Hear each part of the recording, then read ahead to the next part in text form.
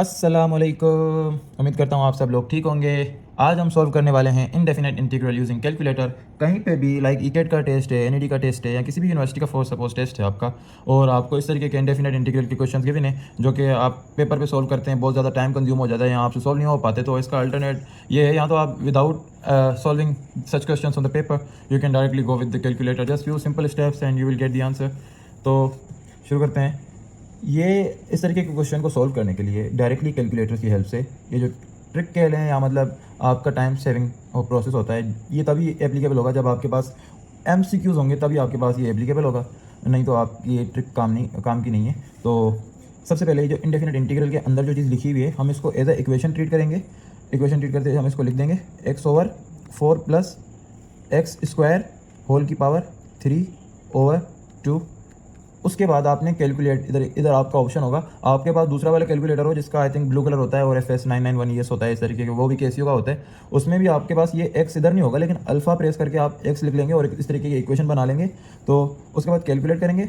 उसके बाद x की जो वैल्यू है ना, वो आपने 0.1 या छोटी वैल्यू रखनी है या करीब करीब, लाइक इतनी कोई बड़ी वैल्यू नहीं रख देंगे आप, जैसे कि 999, क्योंकि आप सब कोशिश करेंगे, उससे भी आ जाएगा, उससे भी कोई मसला नहीं होगा, लेकिन आप कोशिश करेंगे 1, 0.1, 2, 3 इस तरीके के नियर बाय वैल्यूज रखेंगे, तो लाइक कैलकुलेटर भी इतना वो लोड नहीं करेगा जब आपका सॉल्व करने के टाइम पे, it will be quickly giving you the answers.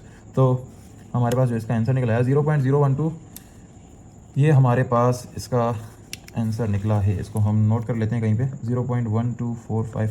या फिर ऐसे ना भी करें आप, तो आप क्या कर लेंगे कि ये जो आपकी वैल्यू आई है, इसको आप ना सेव करा देंगे कैलकुलेटर के अंदर ही, किसी भी ABC के जो आपके पास इधर गिवन होते हैं। स्टोरेज का बटन होता है आई थिंक, जो इसमें तो डायरेक्ट STO है ना, जो दूसरा कैलकुलेटर है उसमें RCL होता है, तो शिफ्ट दबा के इधर RCL के ऊपर STO होता है, तो स्टोरेज का बटन आपका एक्टिवेट हो जाएगा। यहाँ पे मेरा डायरेक्ट स्टोरेज है, तो मैंने इस STO दबा के A के अंदर ये वैल्यू सेव करा ली।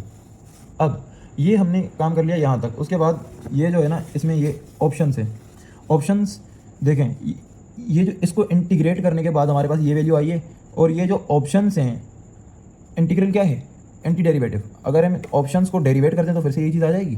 तो अगर हम इनको डेरिवेट करते हैं ऑप्शंस को एक एक करके, 1/, देखें ये डेरिवेटिव का ऑप्शन यहाँ से होगा, शिफ्ट इंटीग्रल का बटन दबाएंगे ना, तो डेरिवेटिव का ऑप्शन आ जाएगा √4 + x²। अब देखें ये जो x की वैल्यू है ना, x की वैल्यू ये हमने वही पुट करनी है जब हम इक्वेशन सॉल्व करते हुए कैलकुलेटर का बटन दबाया था, तो हमने x की वैल्यू जो पुट कर दी ना 0.1, यहाँ पर भी x की वैल्यू वही पुट करेंगे, तो ये आपके पास आंसर निकल के आएगा। 0.1 पुट करी थी, इधर भी हम 0.1 पुट कर देंगे।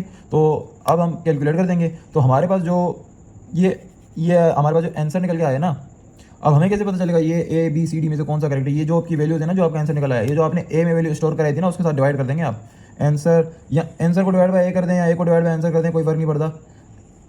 तो ये हमने जब करा, तो उसके बाद हमारे पास अगर कैलकुलेटर 1 आंसर दे देता है, तो मतलब आपका ऑप्शन वही करेक्ट है। अब हमें BCD करने की ज़रूरत नहीं है, हमारे पास डायरेक्टली इधर ही 110% करेक्ट ऑप्शन है।